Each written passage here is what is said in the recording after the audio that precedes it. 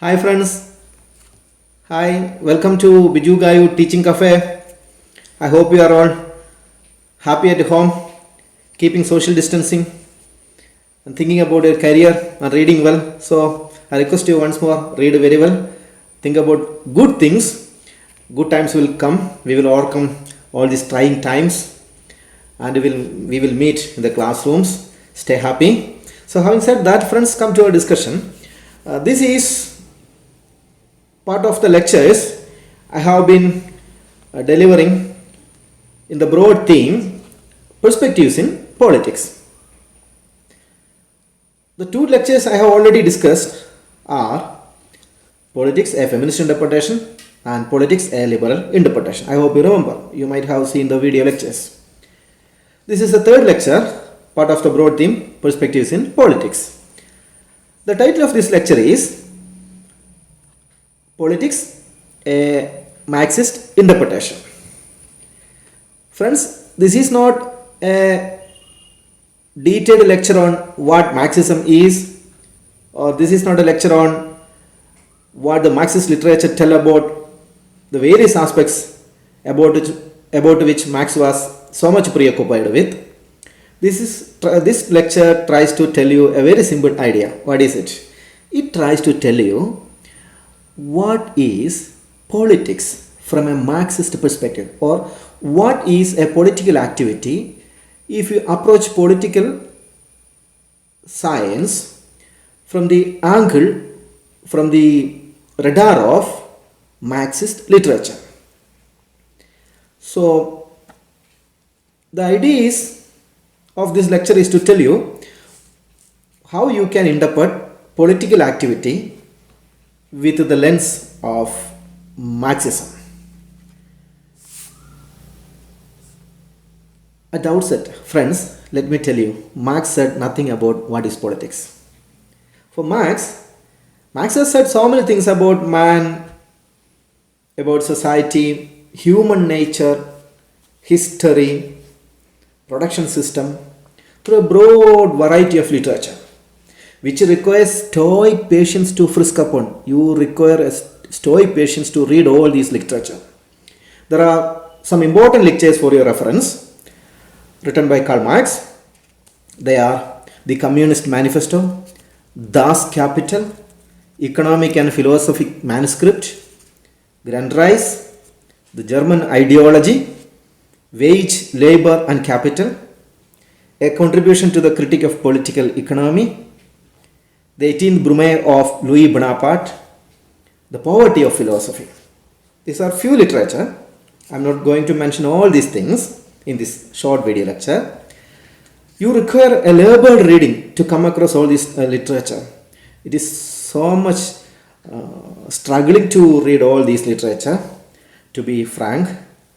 So, in addition, to understand Marxism, one should be familiar with some key terms before reading any Marxist literature. What are them?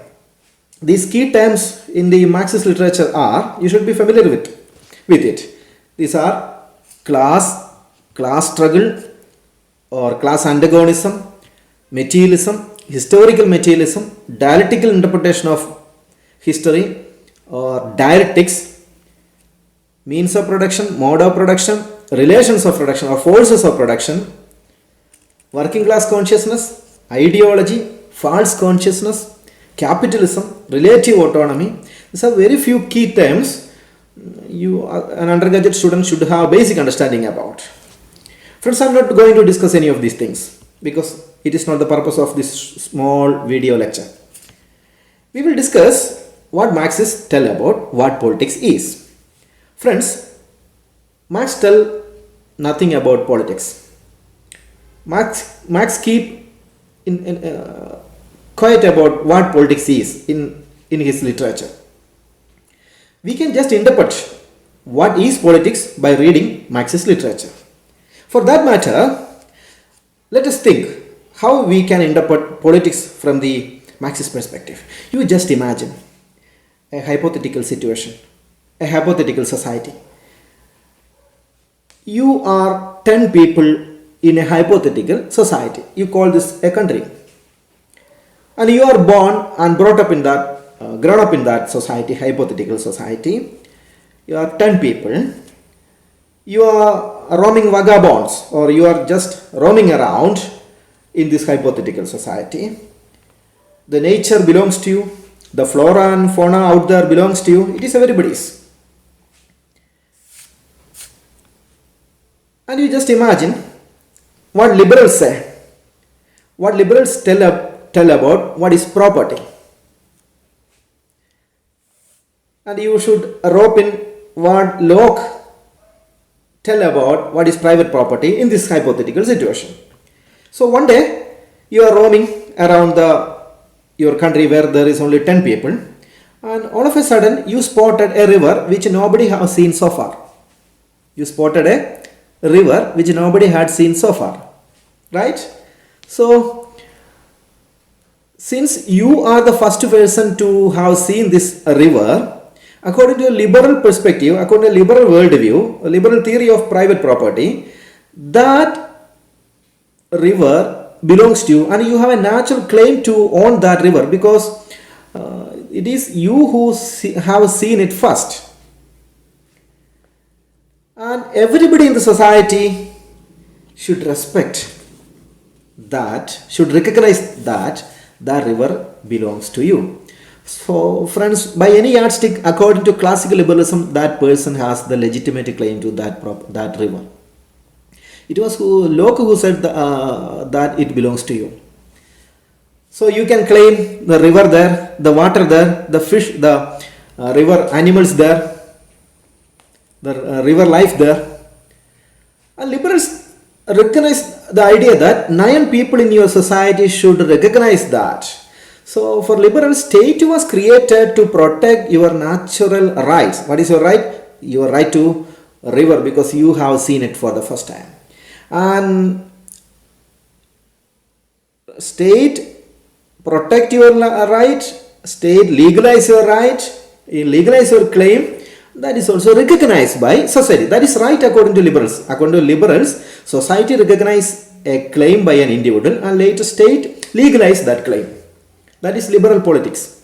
So in liberal view, right is claim first recognized by society and later legalized by the state. So politics is that activity according to a liberal view where people engage in activities which protect their right or claim.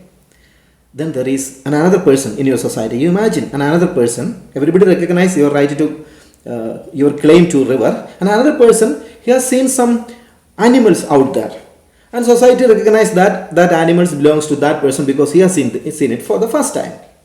Then there is another person who had seen some tree, and society recognized that tree belongs to that person. Friends, finally it was a beautiful thing because all the resources belongs to somebody in that society. But there was one problem. What is it? Marx says there is a very serious problem of distribution in the society. There is a very serious problem of distribution in that society. In that imaginary society, river belonged to one person, trees belong to one person, animals belong to another person. Friends, how can a person in that society who need water, who need animal meat, who need wood for the construction of his house, can live where ownership is monopolized in an unjust way, in an unjust system of distribution of resource? This is a key problem in liberal society according to Marxist. So Marx says we don't need so much to live in society. Nature has given us enough. Nature has given us what actually we need. But society is created in an unjust way. So Marx began to criticize the distribution of resources by looking at society through his famous book, Das Kapital. So he is going to criticize distribution of natural resources in the modern world, or in the whole world. Not only in the modern world, throughout the history of the world, natural resources were distributed in an unjust way. This Marx described this in his famous book, Das Kapital. And Das Kapital, Marx says, you read Daniel Defoe's Robinson Crusoe. For Marx, Robinson Crusoe is an economic man. Marx viewed Robinson Crusoe as a bourgeois imperial colonizer who colonized the native society in St. Helena Island.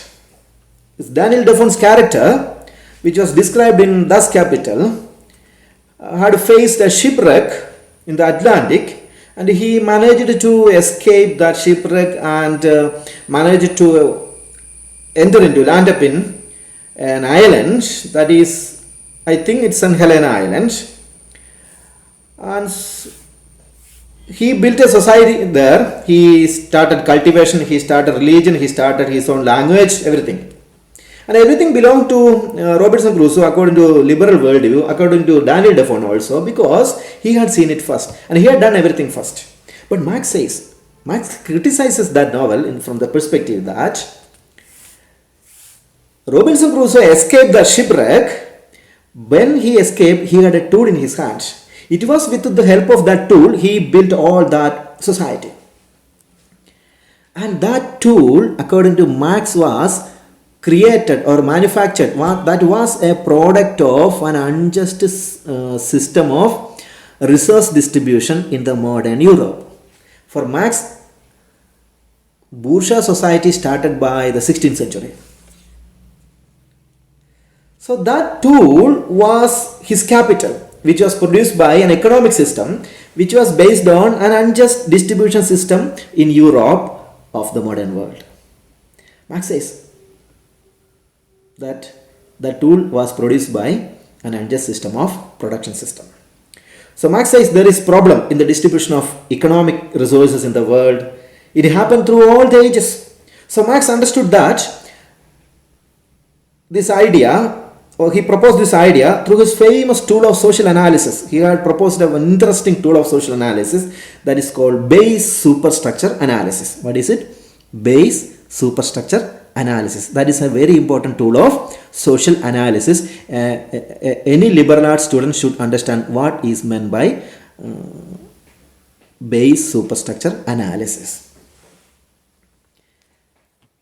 Marx says the economic structure is very important in every society. Rest of the human life is so much dependent on how the economic structure is shaped in every society. That is how you live, how you engage in religious activities, the media in that society, the culture, the love, emotions, family, all depended upon how the economic system in that society is created. That means superstructure, that is non-productive system, is dependent upon the economic system. Clear? I hope you understood. So that's it.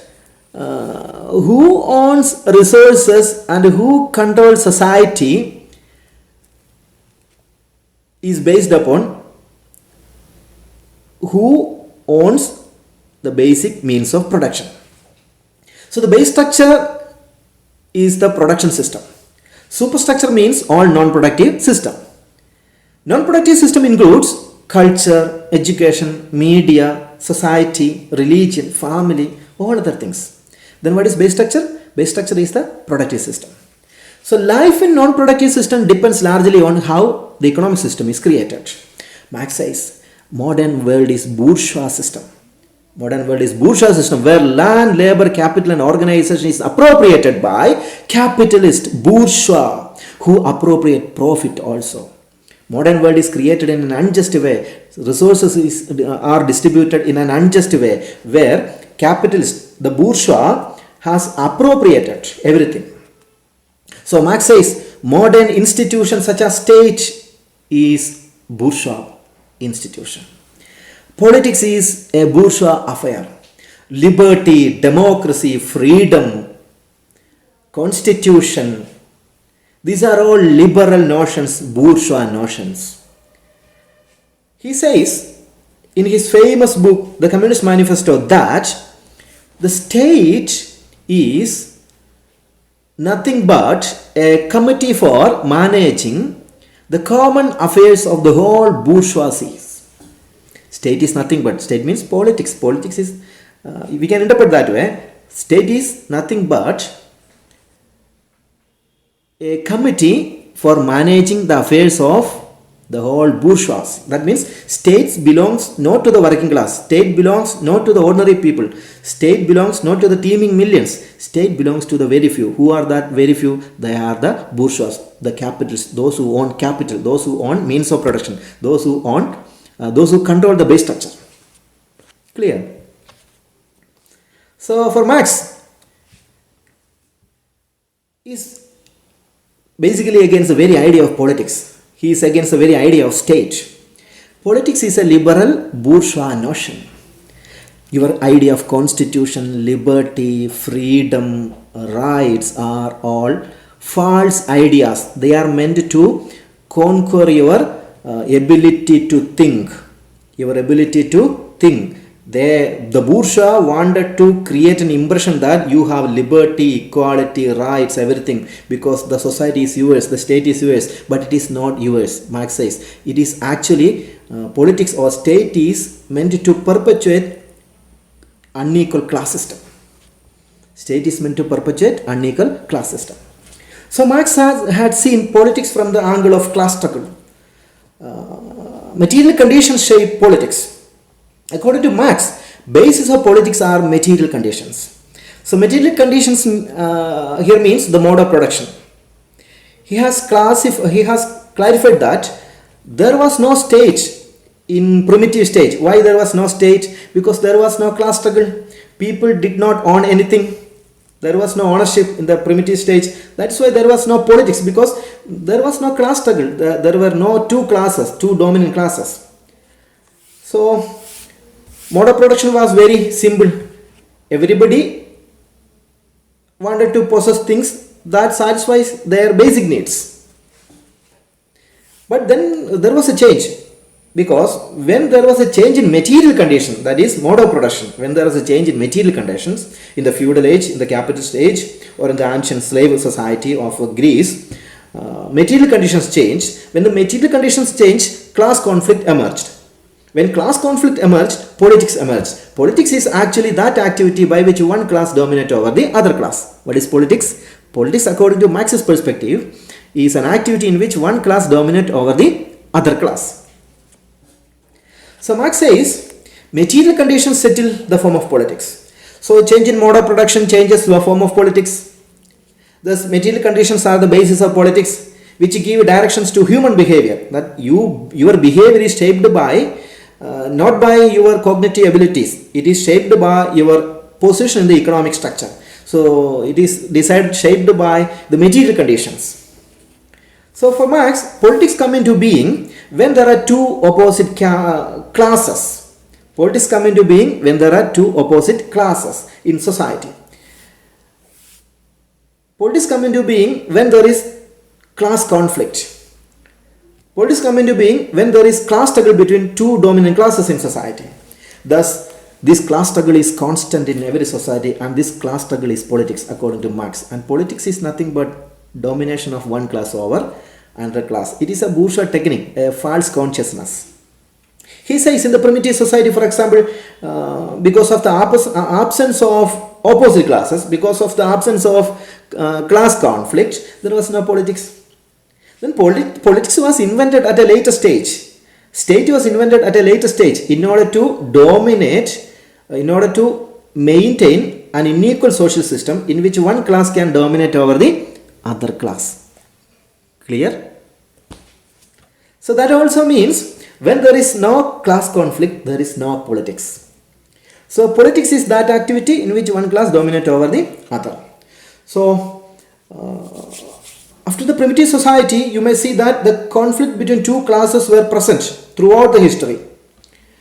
And it will go on, according to Marx, till that stage in which there is no class conflict. Marx believed that, predict that, anticipate that there was a stage in human history, in the evolution of human history, there is a stage in which class conflict will end. When the class conflict ends, there will be no politics.